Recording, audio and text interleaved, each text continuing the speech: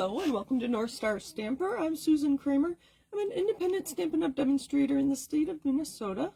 I'm looking for myself on my computer so I can make sure my video is all good. Alright, there we are.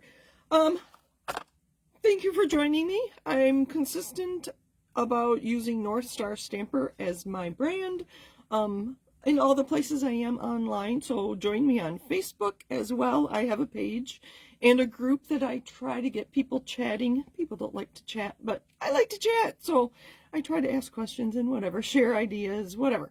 Instagram, Pinterest, and then obviously YouTube, because that's where the only place I put these videos. So Frugal Friday, Fast or Frugal Friday, is today. I am sharing a frugal tip from a friend, Dianne. Next time I see you, I will have a surprise for you for suggesting this frugal topic. So thank you, thank you, thank you. So if you have something you want me to share with all of you, let me know and you will get a surprise from me as well. So Dianne's idea was to use the cardboard that our designer series paper comes in as a piece on our projects. So this one, I think I've been using these to package things to send to people, like papers. But I have never thought to use this on a project. So I'll use the clear acetate that come on either side of a photopolymer stamp set for techniques. And I've thought about using them for like shaker cards, the clear acetate window. They're kind of like a window sheet. But I haven't done that either. So I'm going to cut this. Let's see, is this going to work? 4 1/4, it is. I did not want to use the words. If I were just using this as a layer, I obviously can use the white side of it. But this is going to be my base layer. So that was 4 1/4 by 5 1/2, our standard card base. So that is going to be my card base. What a great idea. All right, and then I am using products from the Autumn to Remember Scrapbooking Workshop Kit. This is now on the clearance rack at 50% off. So if you like these kinds of, the theme of fall, check it out. I have no intention of making these beautiful scrapbook pages. Obviously you get 6 pages, I think that is. Yeah, these two, they're 3 2-page spreads. Anyway, all of the things on here are part of the kit. And I showed you this once before because I had made some cards. Whoa, there I go throwing things around. These were the cards I had made before. So, and they come with, I did add some paper. They come with all these layers that are parts of those pages. But oh, look at that. It feels like wood, and it's heavy like wood, but it's thin. It's not a sticker, so I'm going to have to use adhesive. I'm using 3 of those today, but there were a bunch of them. Look at this. Isn't this cute? And this kit came with some 2-toned cardstock. So this is Petal Pink, light and dark. I did add some regular cardstock, but they included some single-sided cardstock, and then here's all the pieces. So lots in this kit. It's on 50% off. It was amazing. Oh, there's other designer series paper too. But anyway, I already have some pieces selected, and my designer series paper cut. So this is single-sided. Stampin' Up! Doesn't usually offer single-sided, but for a scrapbook, unless you're doing, we have flip flaps, which I'll share sometime soon. Normally you only see the front side, so you wouldn't need 2-sided papers. So I already have this cut 1/8 of an inch smaller than my card base. So I cut it at 8 1/4, scored it 4 1/8, and this is 5 3/8. So it's not quite. It's not the 1/4 inch, it's 1/8 inch smaller than my card base. So I thought this would be kind of fun to do this. And since it's single-sided, it's already white inside. There is another frugal tip. Let's see how many I can come up with. No, I'm not really going to count them. But if you have single-sided paper, you don't need to include a layer to write on. Because if that were a very dark or busy print, you wouldn't be able to write on it. This one did get a little bent, but that's all right. We're going to do that. And then I have a piece of Old Olive two-tone cardstock that was part of the kit. These are just little elements that were part of the kit, and I thought they were cute for our trees. I chose 3 of them. We like things in odd numbers. And then this little tag, they didn't do anything with it. They just kind of stuck it on the page.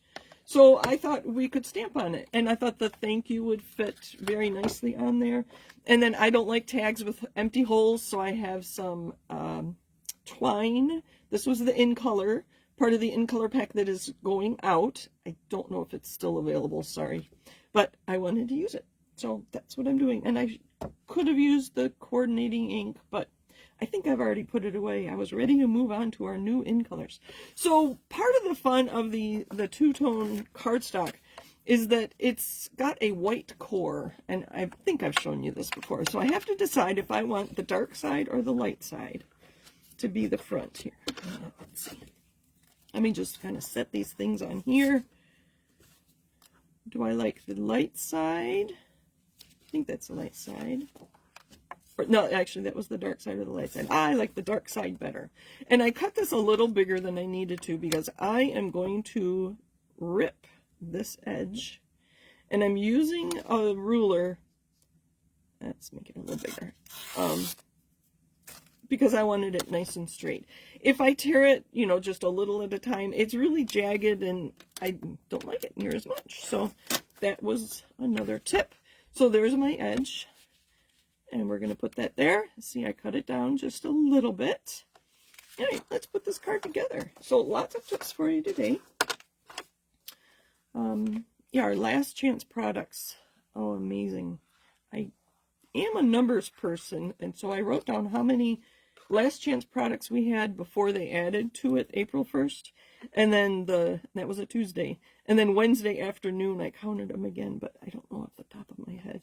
I think it went from like 40 some to over 300 and some. And then there were like 10 of them gone by the next day. So anyway, I think I'm going to put that aside for just a minute. I'm going to stamp on here. This is the bright borders. I believe this is continuing, but don't hold me to that. Because I tried to separate my retiring stamps from my remaining stamps and my new stamps. So thank you. We're going to just center that there. Oh, good. It worked. I get nervous when I stamp on things like this that I can't recreate this. So obviously designer series paper, sometimes I'll have more of that, or I can always die cut another label, like I like to call them. But this, I think there's only one in the kit. Look at this really long piece. So I'm going to separate this a little more. All right, so what I'm going to do is decide how long I want this, and I always make it too long. So I'm just going to trim it. And I want several of them, so we're going to go 2. And it's kind of rustic, so they should be about the same length. Then I'm going to fold it in half, and then feed my fold through the hole there, and then put my finger in there, and then pull the ends through this loop. That's how I like to add ribbon to my tags. Just like that, and it's still too long. All right. Another fun thing to do with two-tone cardstock. Obviously, it's a white core, so you can do that, and you'll see the white edge. It'd be fun to ink that. If you don't like the white, you could make it, you know, a brown or whatever. I'm going to crinkle it. I remember doing this a long time ago. If you don't have a cut and emboss machine, oops, I just tore it. Oh well, that works. If you don't have a cut and emboss machine, this is a fun, easy way to add texture to your cards. And I'm really squishing it to get lots of wrinkles in there. And then we're going to open it up and flatten it out. I'll be a little more gentle this time. And see how that just adds a little something something to our card. Being that it has a white core, I could take a light sandpaper, and we used to have a sanding tool, which I didn't get rid of, so I still have it on the other side of the room, but I won't go grab it. And you could sand this down, and there'll be a little bit of white coming through where those wrinkles are. Let's see if I can do that with scissors. I don't know if I'm on camera. Is that working? Oh, it is. So these scissors, this is not real sharp. I can touch it, but this side is jagged. I don't want to use that on here. So I'm just using kind of like open scissors. Let's see what it is with the jagged. This is like a multi-purpose scissors. I didn't plan on doing this, but this is awesome. So I didn't have sandpaper handy. I could probably use open scissors. I don't want to chance that on video. I would say live video, but you're seeing the recording. There. Just to add a little something something. You could run this through an embossing folder too. There, that works. And now I have a mess. Alright, let's finish this card. I do like the darker side better. I'm going to put a lot of glue right around that tear. Oh, I almost put my glue into my coffee. And my holder for my glue is the same color as my coffee cup right now. Alright, I put a lot of glue on there, and I'm going to press that down. Actually, I'm going to turn it over and then burnish it. Oh, one more thing about this layer I used from the backing that came with my designer series paper, my pattern paper. I don't know if I can stamp on this. I'm not sure it would dry because I think this is coated. It's very, very smooth. You might be able to use a StazOn ink on it. You could probably emboss on it with heat embossing and a heat tool. But I don't know if I could stamp on this. So be forewarned.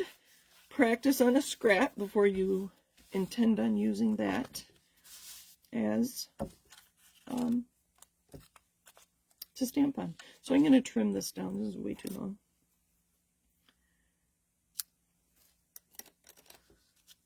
And then this was going to go down here. Oh, I kind of like it going off the edge.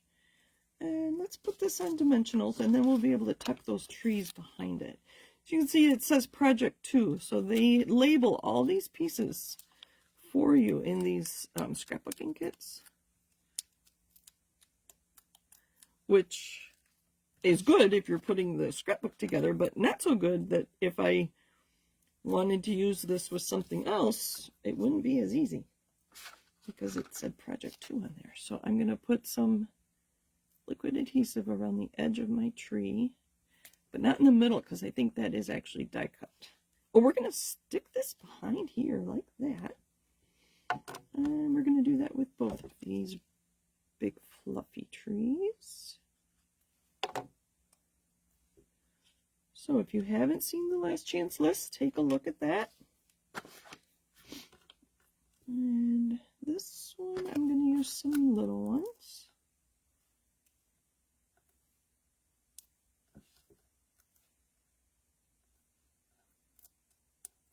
And then put this right between the two. And they moved. Let me hold that there for a minute. Oh, I also had this little yellow one. Why not? Why not? See, this was also Project 2.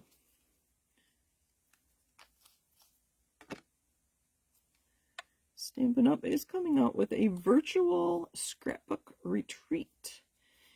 I think it's in July. We'll have more information in May, but just so look ahead for that. And I'll share information about it. I probably won't attend myself. It was quite spendy, but the people, it's very much an idea that came from close to my heart.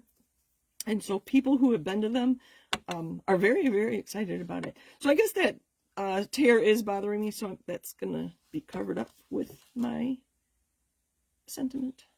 And there's our card for the day. Thank you for joining me. Happy stamping. Bye. Again, let me know if you have suggestions, and I will feature your idea on a future video. Thanks again, Diane.